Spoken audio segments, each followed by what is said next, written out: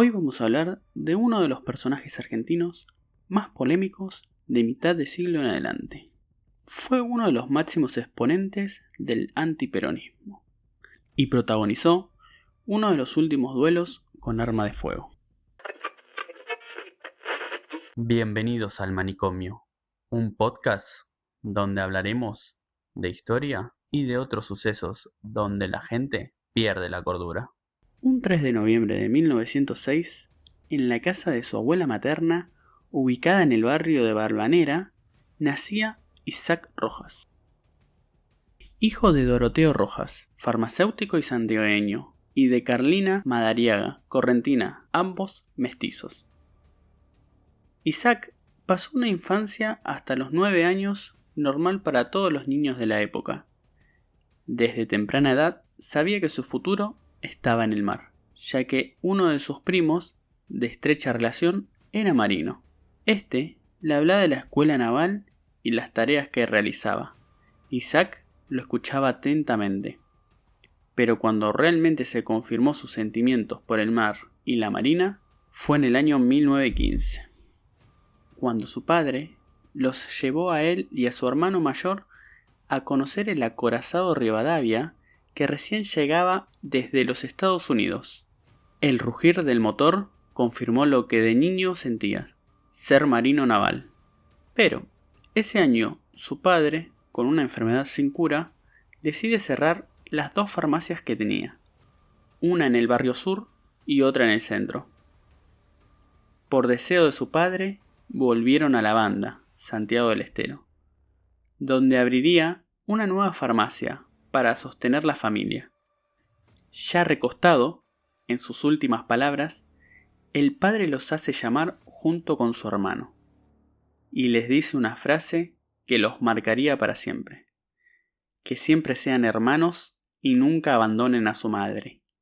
Al día siguiente, un 15 de julio de 1915, fallece cumpliendo sus deseos de morir en el pueblo que nació.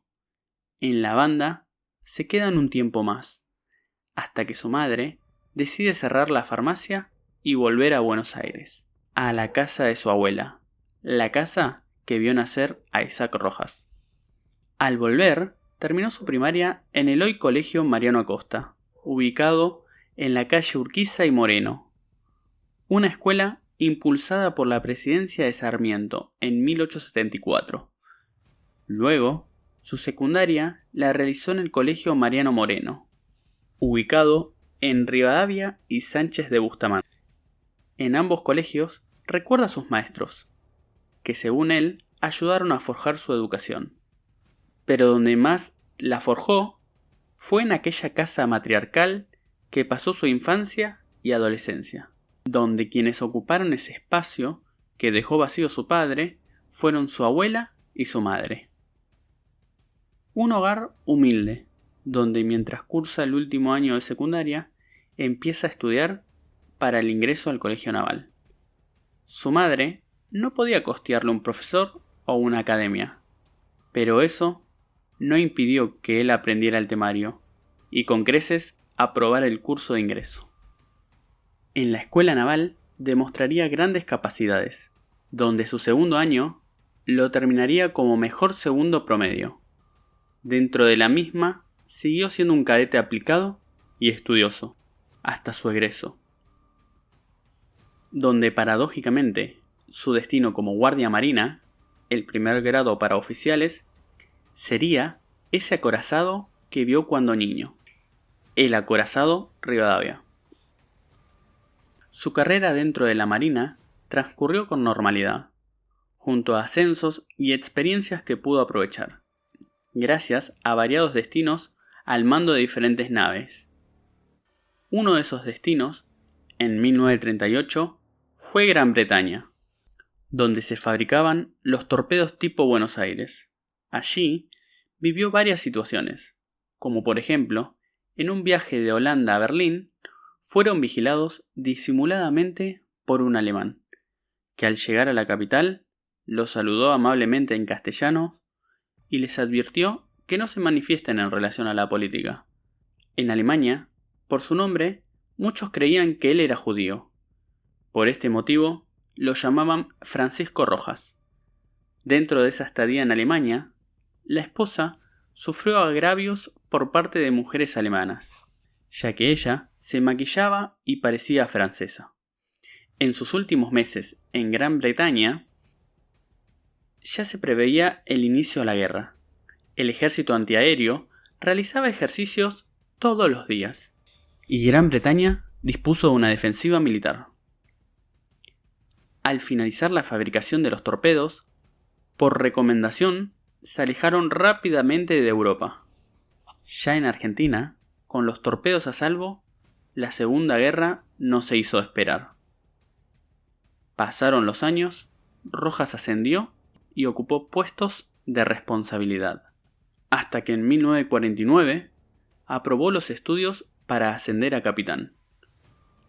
Durante ambos gobiernos de Perón, es asignado a puestos ligados con el gobierno: agregado naval en Uruguay y Brasil, edecán del presidente chileno en su visita al país. Al ser capitán de la base naval de Puerto Belgrano, entregó un obsequio a José Espejo, secretario de la CGT, algo que lo marcaría como cercano al gobierno. Al año siguiente, es ascendido a contraalmirante y designado como director de la Escuela Naval.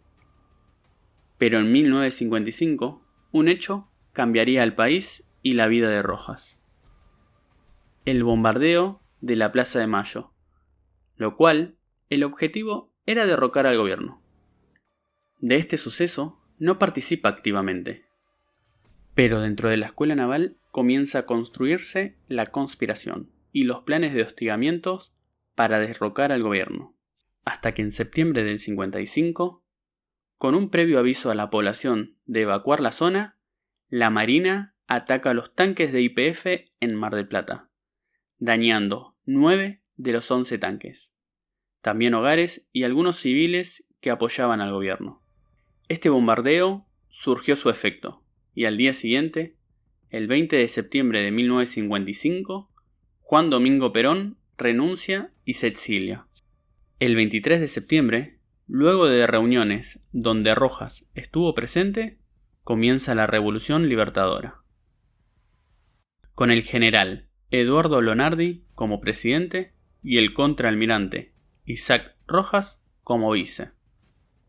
Meses más tarde, Lonardi sería desplazado de su cargo y Aramburu toma el cargo, pero Rojas mantiene el suyo.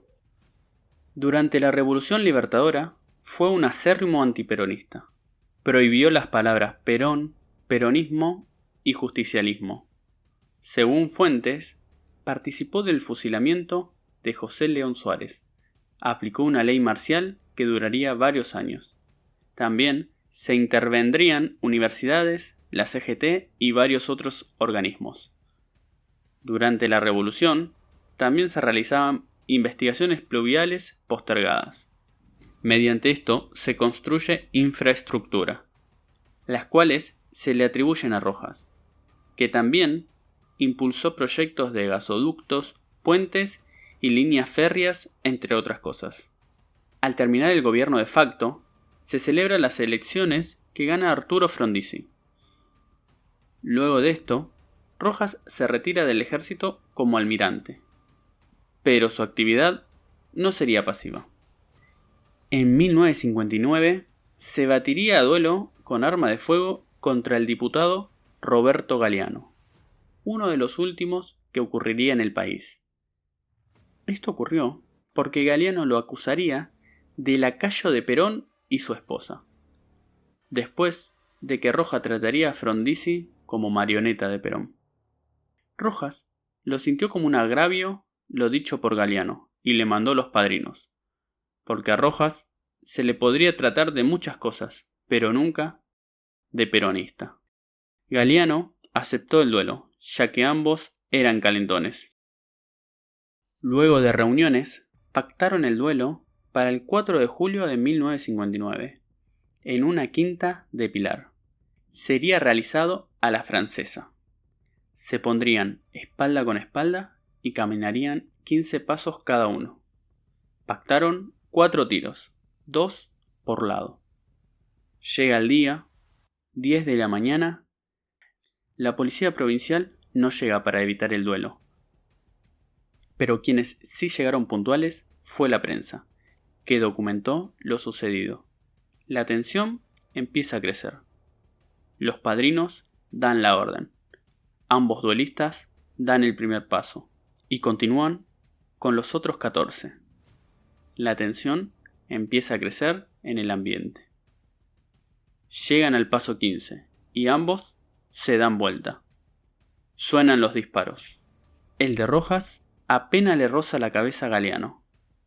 En el primer intento, ninguno de los dos da al objetivo. Vuelven a juntarse espalda con espalda y se repite la escena. Galeano y Rojas caminando en sentidos contrarios. Se dan vuelta. En esta ocasión, el arma de Rojas se traba y el disparo no sale. Galeano, con todo el tiempo del mundo, disparó. Rojas abrió los ojos y vio que estaba vivo.